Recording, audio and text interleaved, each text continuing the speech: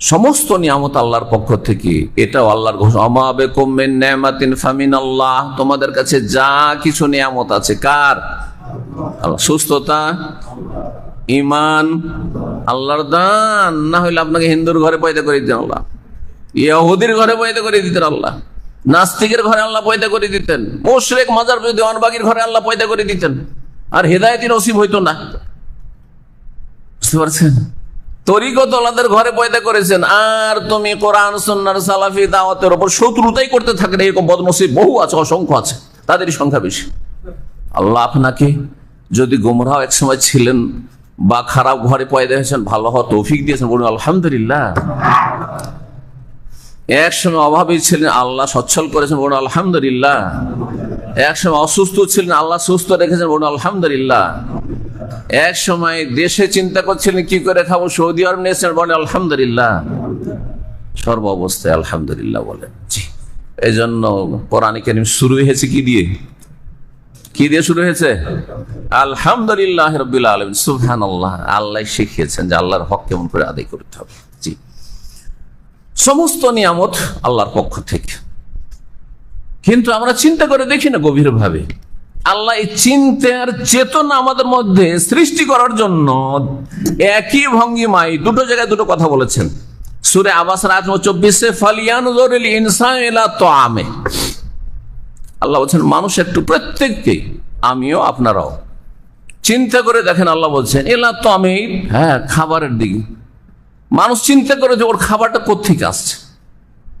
আপনার প্লেটে যে ভাতটা জুটেছে তার আগে কত হাত এখানে শেয়ার করে এখান পর্যন্ত পৌঁছেছে। শুধু আপনার বিবি পাকিয়ে দিয়েছে। হ্যাঁ, ওই চাউলটা কোত্থেকে এসছে, কার পয়সা দিয়ে এসছে? হ্যাঁ, আচ্ছা পয়সা আছে কিন্তু চাউলটা হ্যাঁ কোন কৃষকের মাধ্যমে, আর কৃষক সেখানে কতগুলি হাত কাজ করেছে আর কতগুলি স্তর পার করে। আচ্ছা আপনার প্লেটে যদি শুধু ধান রেখে দেওয়া হয়তো সুবহানাল্লাহ, চলতো? ফালিয়ানজুরিল ইনসানু ইলা তাআমে, পানির কথা চিন্তা করেন, একটা পানি কোথা থেকে আসছে। সৌদি আরবে বুঝতে পারছেন, কয়েকদিনের জন্য যখন পানি লাইন বন্ধ, বিল্ডিং এ পানি নেই, এলাকায় গোটা, আমাদের দমদমে কয়েক সপ্তাহ আগে সুবহানাল্লাহ কয়েকটা মহল্লায় পর্যন্ত, 4-5টা মহল্লাতে পানি নেই। কি যে বিপদ, উজুর পানি পর্যন্ত কেনে উজু করতে হয়েছে, গোসল তো দূরের কথা, আর খাওয়া দাওয়ার বাড়িতে কিনতেই হচ্ছে। তাহলে কোথা থেকে আসছে পানিটা? হ্যাঁ, কোন জায়গা থেকে পানিগুলো আসছে চিন্তা করুন তো দেখি। যদি আল্লাহ এই পানিটাকে পাতালে নামিয়ে দেন, কোথা থেকে? সুপেয় পানি, মিষ্টি পানি, কে কোন শক্তি এনে দিতে পারে? আল্লাহ বলছেন তোমার খাবার পানীয় নিয়ে একটু চিন্তা করে দেখো। সূরা তারিক আল্লাহ বলছেন ফালিয়ানজুরিল ইনসানু মিম্মা খুলিক, মানুষ একটু চিন্তা করে দেখো, নিয়ামত খুঁজে পাও না যে তুমি কোথা থেকে পয়দা হয়েছো।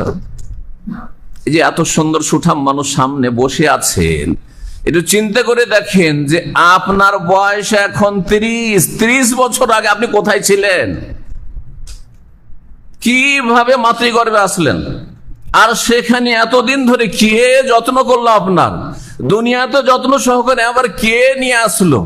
তারপরে এটা কি বাবার ক্ষমতা ছিল না মায়ের ক্ষমতা ছিল? হ্যাঁ, কোন রাষ্ট্রীয় শক্তির ক্ষমতা ছিল? সুবহানাল্লাহ। মিম্মা খলিকা মিম্মা দাফিক, সবেগে যে স্খলন ঘটে থাকে যেই পানির, লাফ দিয়ে জাম্পিং করে যেই পানি, আর সে পানি মিম্মাইন তুচ্ছ পানি, ঘৃণিত পানি, কাশপোটার চাইতে ঘৃণিত। কাশপোটা কাপড়ে লাগলে যেমন অরুচি নোংরা লাগে, তার চাইতে নোংরা লাগে, সেই পানি থেকে আল্লাহ পয়দা করেছে। কিন্তু একবার দেখেছো? আর সেই পানিতে শুক্রাণু আছে নেই, আবার এই শুক্রাণু বৃদ্ধি পাবে বা গর্ভধারণ করবে, তারপরে তুমি এত সুন্দর এখানে এসে হাজির হবে, আবার এতদিন বাঁচবে, এত ভোগ করবে, এত টাকা পয়সা ইনকাম করবে, আর এত আয়েশ আরাম করবে, আর এত হজুমরা করবে। কোথা থেকে তুমি আসলে চিন্তা করে দেখো তুমি। ফালিয়ানজুরিল ইনসানু মিম্মা খুলিক, কোথা থেকে পয়দা হয়েছে। সুবহানাল্লাহ। আল্লাহ স্মরণ করাচ্ছেন যে আল্লাহ নিয়ামতগুলো ভুলে যেও না। এই জন্য অসংখ্য নিয়ামত আপনার দেহে আছে, কিন্তু আপনার চোখ মোটা, নজর মোটা, সেই জন্য আপনি দেখতে পান না। কোন একজন লোক বলছে আমার কাছে খাবার নাই, অসুস্থ, আর কিছুই নেই, চলতে পারছি না, একেবারে অচল অবস্থা, নিঃস্ব সর্বহারা। তখন কোন একজন আল্লাহর নেক বান্দা, আলেমে দ্বীন, ওলিউল্লাহ বললেন, আচ্ছা তোমার যে একটা দুটা চোখ আছে, একটা চোখ আমি তোমার কিনে চাই, পয়সা দিয়ে কিনে নেব, তোমাকে 1 কোটি দিরহাম দেব। 1 রিয়াল বলি, রিয়ালের দেশে যেহেতু আছেন, বাংলাদেশি টাকা হলে তোমার অল্প, তাই না? তাহলে রিয়ালে, ডলারে 1 কোটি তোমাকে রিয়াল দেবো, একটা চোখ দেবে?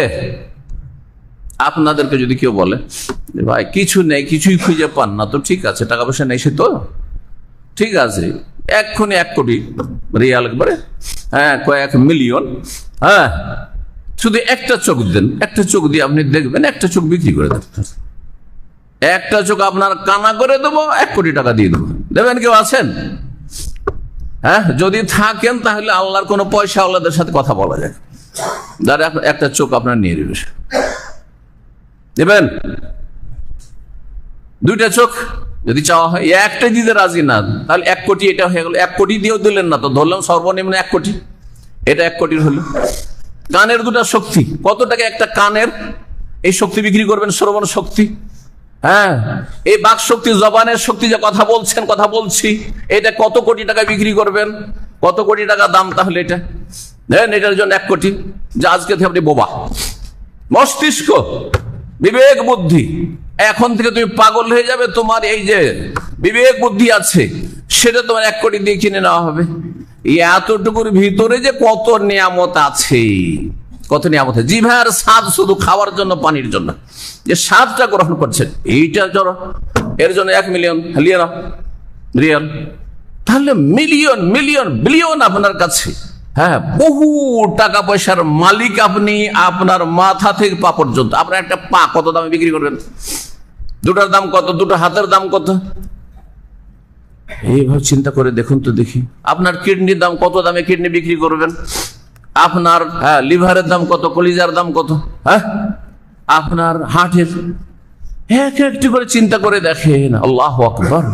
ওয়া ইন তাউদ্দু নি'মাতাল্লাহি লা তুহসুহা। আল্লাহর নিয়ামত যদি এইখানে শুধু গণনা করো, শেষ করতে পারবে না, বলে শেষ করতে পারবে না। বলুন আলহামদুলিল্লাহ। অন্তর থেকে দেখা দেখি না, যা বলতে বলছি সেই জন্য আজকে থেকে সব সময় কি করবেন? আপনি যেই অবস্থায় থাকেন না কেন বলবেন কি? আলহামদুলিল্লাহ। জি, সবচেয়ে বড় সুখ। তাহলে নিয়ামতের কি করতে হবে? নিয়ামতের মূল্যায়ন করতে হবে। নিয়ামতের কদর করা, মূল্যায়ন করা মানে তার শুকরিয়া আদায় করতে হবে। শুকরিয়া অন্তর থেকে করতে হবে, শুকরিয়া জবান থেকে করতে হবে, শুকরিয়া অঙ্গ প্রত্যঙ্গ আমলের মাধ্যমে করতে হবে, বিশ্বাসের মাধ্যমে করতে হবে, চালচলনের মাধ্যমে করতে হবে। শুকরিয়া আল্লাহর নিয়ামতকে ভালো জায়গায় লাগাইতে হবে। শুকরিয়া আল্লাহর নিয়ামত যেখানে যতটা খরচ করলেই চলে ততটার মধ্যে রাখতে হবে। এই নয় যে আমাকে আল্লাহ পয়সা দিয়েছে সেজন্য আমি এক দিনই শুধু 500 রিয়াল খরচ করবো, শুধু চলো ভালো ভালো হোটেলে চলো আর খাবো, কারণ আমার পয়সা রাখবো কোথায় আমি? আরে ভাই, কেউ 10 রিয়ালে হোটেলে যাওয়ার পয়সা রাখে না, আর আপনি 500 রিয়াল, আপনি 200 রিয়াল নিয়ে খরচ করছেন। ওর মধ্যে যে 10টা টাকা কমিয়ে দিয়ে ওই গরিবকে দিতে, যার কোনো কাজ নেই, কর্ম নেই, কোনো জায়গায়, তো কি খাবে চিন্তায় আছে। খোঁজ নিয়েছেন কখন আপনি? রবকে জব দিতে হবে না? আপনার আশেপাশে সেসব অভাবী লোকেরা আছে, এখানে হোক আর দেশে হোক, এত সহজ নয়। আল্লাহর শুকরিয়া আদায় করতে হবে নিয়ামতের। এইটাই হচ্ছে সবচাইতে বড় নিয়ামতের মূল্যায়ন করা। এবং শুকরিয়া তখনই করতে পারবেন যখন নিয়ামতকে নিয়ামত ওয়ালার সাথে সম্পৃক্ত করবেন, যে এটা আমার জ্ঞান গরিমা নয়।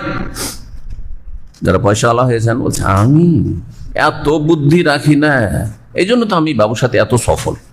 আরে সব নিজের ক্রেডিট, রবের ক্রেডিট গেল কোথায়?